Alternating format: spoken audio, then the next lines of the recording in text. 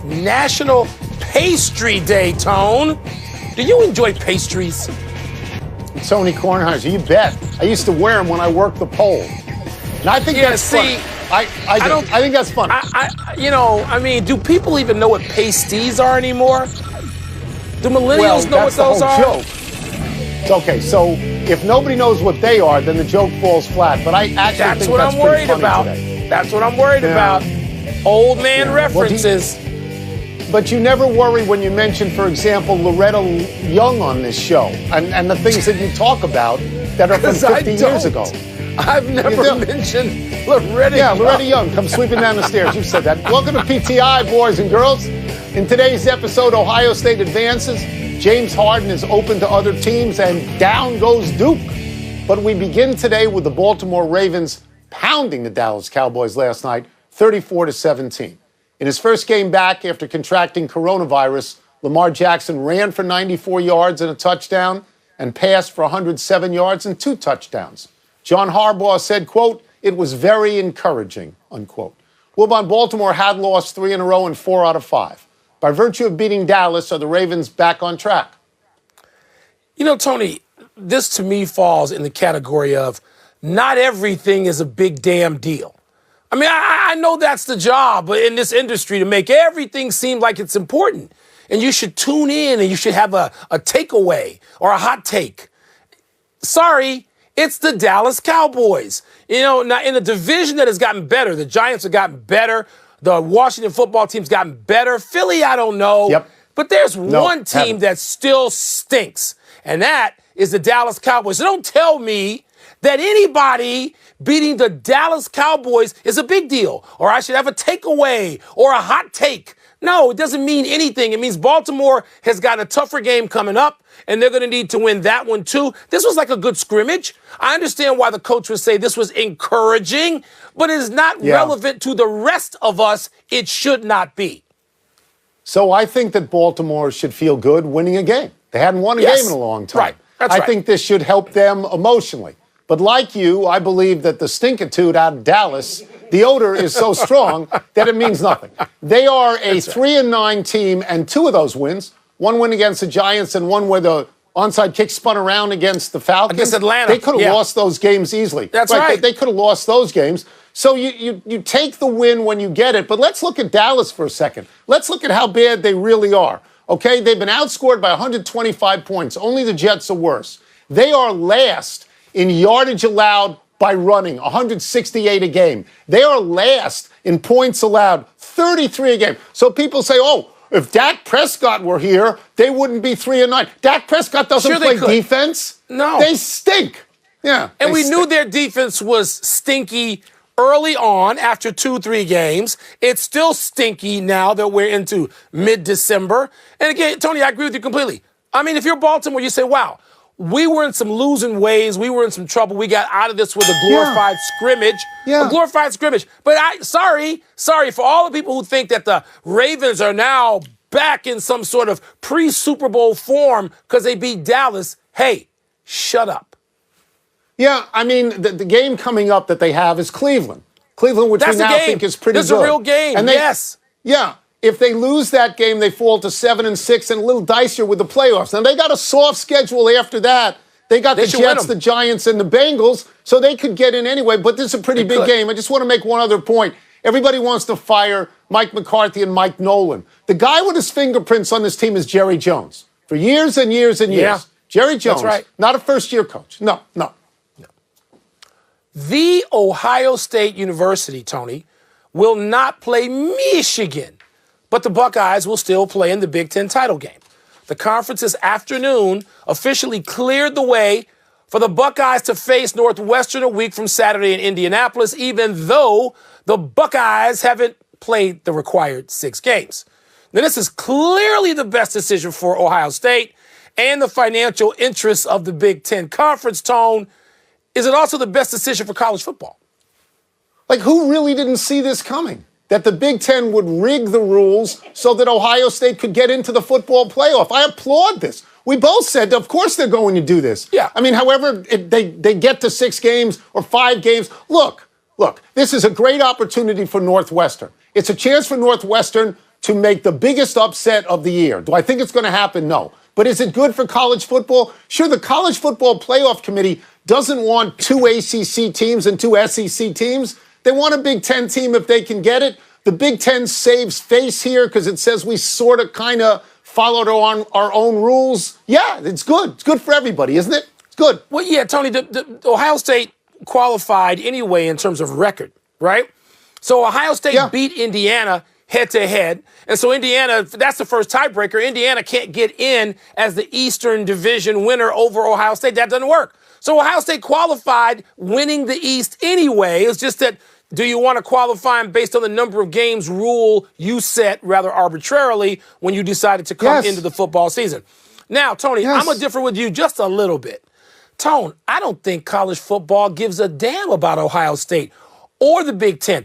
The Big 12, the SEC, and the ACC, which essentially constitute a smidgen of Midwestern football, but Southern football. They don't care, and most of the people who are watching don't care. So if you have schools only from, if you were to say, I know this is not going to happen, but if you were to substitute Oklahoma for Ohio State, would college football in the main care? Hell no, they wouldn't care. You can have 4 Southern schools in, and a great percentage of football fanatics in this country would be just fine with that. I want Ohio State or Northwestern. I want the Big Ten, but most football fanatics don't give a damn, Tone. So I'm going to disagree with that because I'm going to say the biggest school in the country for football has always been Notre Dame, and they've got a chance this year to get in. I think Ohio State is important. I think everybody recognizes it. And I want to just segue for a second to the fact that Ohio State will not play Michigan. That's the biggest rivalry in all of college football for my money. This is a real big deal that they won't play. And this could be the end of Jim Harbaugh at Michigan because he doesn't have an extension. Everything is supposed to come up after the season. Season's over. They're 2-4. They're not going to a bowl game. This could be it. They're done. You know, Tony, this for could me, I've grown up watching the game. I've grown up watching that my whole life. And so when I saw the crawl last night that this game would not be played, or whenever it was 2 nights ago, I screamed out loud because I can't imagine a college football team. But I grew up in the Midwest. And by the way, Notre Dame has tried to disassociate itself from the Midwest, so I don't care about Notre Dame. But Ohio State, Michigan, to not have that determining something, that's a big deal. But you know what? Yes, it is. That's Michigan. That's on Michigan. Ohio State did its part. That's on Michigan. Yeah, but Michigan has the coronavirus all over the place, so they have to do this. Because they're from the conference that you represent that says we care about science and we care about health. Let's move on. James Harden, your boy, has left Lil Baby's birthday party long enough to show up in Houston and take a coronavirus test. That doesn't mean he wants to play for the Rockets. We know he wants to play for the Nets. Reportedly, Harden has told the Rockets he would play for the 76ers and possibly other contenders. Wilbon, what do you see in Harden's future? You know what I cynically see? And by the way, how about that gift bag left behind, which reportedly, allegedly, like $100,000 and a watch worth twice as. How about that? I mean, you want James Harden at your birthday party, do you not? I mean, you fly him in for your birthday party because the yield is unbelievable. Now, let's go back to Harden and where he's going to wind up. Look, it's most intriguing for any of us who love watching teams and super teams and rivalries and tension and drama for him to wind up in Brooklyn. That is no question about that with Kevin and Kyrie. But, Tony, this has Knicks written all over it. This has New York Knicks who can just trade and get them. They don't have to have a three-way. They don't have to do. They can just trade and get them, right? This has Knicks. It'll be like Bernard King going late in his career to the Knicks, and it was a spectacle, but it didn't mean anything to the competitive balance of anything. So, oh my God, I'm being cynical. This has Knicks written all over, don't you think? Well, if he went to the Knicks, I would laugh because he would be completely miserable. But he would be near Kyrie Irving and Kevin Durant, just one borough away. He could get on a train and he could go see them. Look, if I owned the Houston Rockets, I would not trade James Harden where he said he wanted to go unless they gave me the best deal. I would say to all my possible trading partners, what are you going to give me? Let me know what you're going to give me. But I'd also say to them, I got a guy here I'm paying $40 million, and he doesn't want to play for me. So I'm not going to make him happy. I'm going to make me happy. And that's the way I think that they have to approach it. And plus, if I'm Houston, I would keep him for as long as I felt like keeping him. And if he doesn't want to play, I simply wouldn't pay him. I don't want to. You can't not pay him. You can't not pay. Tony. Well, if you don't perform, you don't get paid. Leverage in this league, okay? He's going to get paid. He might not get paid a few paychecks, maybe. I don't think he's going to sit out. But, Tony, the Brooklyn Nets have the best offer to me that's going to be out. The Knicks don't have anybody I want. Who am I going to get? Patrick Ewing and Bill Bradley and Willis Reed? Who am I going to get from the Knicks? The Knicks don't have jack that I want. Brooklyn has players that I want, and I could be a playoff contender with when combined with John Wall if he's healthy. So I think I would make a deal with Brooklyn, no matter how angry I am as the owner or the new GM there. Thank you for mentioning John Wall. I almost feel sorry for John Wall. He's going to go to a team that has constituted without Harden is going to win 15 games. He'll be an exile. Not if they make a deal with Brooklyn. They won't. Well, They've got players. They can win 15 games, and then he'll score 30 points a game, and it'll sound like a tree falling in a forest, and nobody will hear it. Let's take a break. Coming up, the Steelers lost to Washington. How will they fare against Buffalo? And is it possible that Carson Wentz has fallen below Mitch Trubisky? Fallen? Well, fallen? Mike, why do you have to pay Harden? If Harden refuses to play, why do you pay him? I'm saying that's not going to happen. Harden's going to play. So you think he'll be traded before the season? Pardon the Interruption is presented by Captain Morgan. There's more Morgan, part of Happy Hour.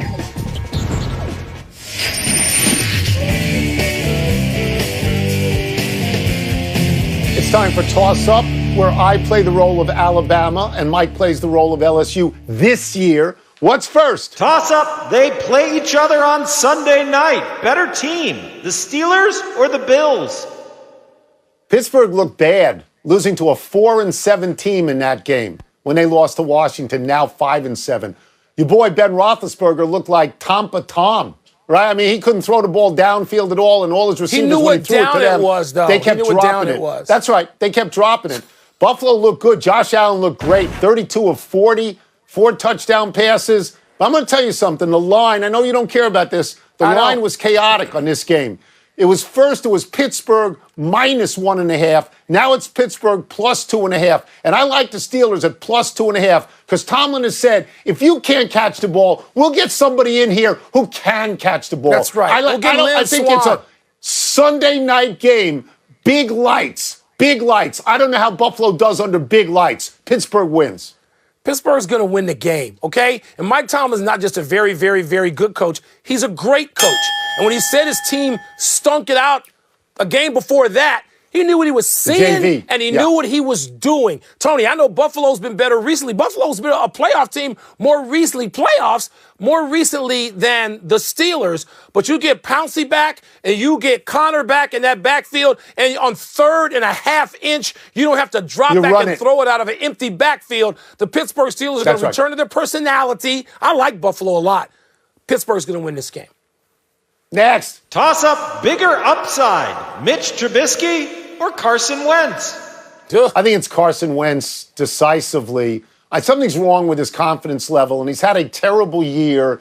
He leads the league in sacks and interceptions, and Philadelphia is right to go to Jalen Hurts, who may not have an NFL arm, and it's tough to break in against New Orleans. But if you look at their best years, Mike, if you look at Wentz, he was 11-2 with 33 touchdowns and 7 picks. And Trubisky was 11-3 with 24-12. One guy needs to go to a new team, and that's Wentz. One guy needs a new coach, and that's Trubisky. Yeah, but I think this is momentary for Wentz. I think he's salvageable. Wentz has had the one good year just like Trubisky. Wentz isn't just bad now. He was bad last year. Wentz has nothing. All right, the other guy on the Bears we don't want to play, he won the Super Bowl. Okay? So I don't want to hear about Carson Wentz. Carson Wentz, and again, it's the people who just slurp him for 4 years now who I'm annoyed with. He's not that good. Trubisky's not that good either. But Trubisky, to me, Tony, his judgment is a whole lot better than Carson Wentz. Who doesn't he lead the league in turnovers right now? Either interceptions plus fumbles. Interceptions. What? Interceptions. I mean, he's had one good year. You mentioned the one good year each one of them had. They're pretty even. Yeah. I'll take Trubisky. Yeah, well, I'm going to take the other guy. And if I were New England and I had that choice, I would take Wentz. That's it. Let's take either one. Let's take one last break, but still to come. Coach K questions whether college teams should be playing basketball at all. And what does the White Sox newest acquisition say about their prospects for this season? You know that the hoodie can coach either one of those guys. He can coach either one of them, Belichick. No, and I get that. The hour. Happy time, people. Happy 67th birthday, Lloyd Bernard Free. If you know him as World B. Free, the name he legally adopted when he was in the middle of his NBA career. But he is Lloyd Free on his birth certificate, and he was Lloyd Free to his teachers at Canarsie High School in Brooklyn and to his professors at Guilford College in North Carolina. Free says his pals in Brownsville started calling him World for All World in junior high because they felt All City wasn't comprehensive enough. He played his first 3 NBA seasons for the 76ers, then went to the San Diego Clippers for 2 seasons, second in the NBA in scoring there in 1980, averaging 30.2 points a game, making the All-Star team. And that's why we called him a shooting guard, emphasis on shooting. He averaged 20.3 points a game over 14 seasons with 5 different teams. Now he works as a community ambassador for the Sixers. You can see him at their home games. The question is, would we remember him as fondly if he had changed his name to Meta World Peace? It's a great name. We talked about nicknames yesterday. This is a great one. There's a James Harden quality about the former Lloyd Free. I guess he's still Lloyd Free in some ways. Because he was early, Tony, he'd come off the bench. Early, you didn't know what kind of player he'd round out to be. Here's what he rounded out to be. He could score anytime, anywhere on the court, and there was no three-point shooting yet. World Be Free, man. That's right. Kiddies, go to YouTube, look up World Be Free. Happy anniversary, Emmitt Smith. Around this day 20 years ago, the Hall of Fame Cowboy running back went over 1,000 yards for a record-tying 10th straight season, ultimately running the count to 11 straight. Emmitt Smith is one of the greatest running backs of all time. He has the NFL record for the most rushing yards, 18,355, and the most rushing touchdowns, 164. They're not making backs like Emmitt anymore. In his day, running backs were gold. Now wide receivers are gold and running backs are lesser metals. As good as Derrick Henry and Dalvin Cook are, they have just 3 straight 1,000-yard seasons. Ezekiel Elliott trying to get to 3. Now running backs flame brightly and they flame out. They get 2 or 3 big years and then appear to be used up. Todd Gurley and Le'Veon Bell come to mind. The best and most durable running back in the last 20 years is Adrian Peterson. He and Frank Gore have lasted. But nobody in the last 30 years is in the Emmitt Smith category. Nobody. Tony, with apologies to Marcus Allen, Eric Dickerson, Barry Sanders, maybe even Franco Harris, the category of running back you're talking about, it's a real small category. Jim Brown, Walter Payton, Emmitt Smith, right? Isn't that it? That's all we got. That's it. That's it. That's the list. People have no idea. Again, YouTube, kiddies, go type it in. Huh? Emmitt Smith. Trails to another home game for Duke. The number 10 Blue Devils lost their second game of the season at Cameron Indoor last night as number 6 Illinois beat them convincingly 83-68 in the Big Ten ACC Challenge.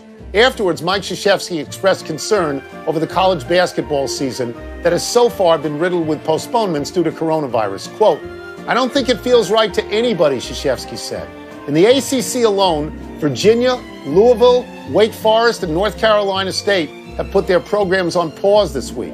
While acknowledging the importance of the NCAA tournament, Krzyzewski said, quote, "Do I think things should be done a little bit differently? Yeah. I mean, a lot of kids aren't going to be able to go home for Christmas. Probably a time when they should for mental health. We're just playing through.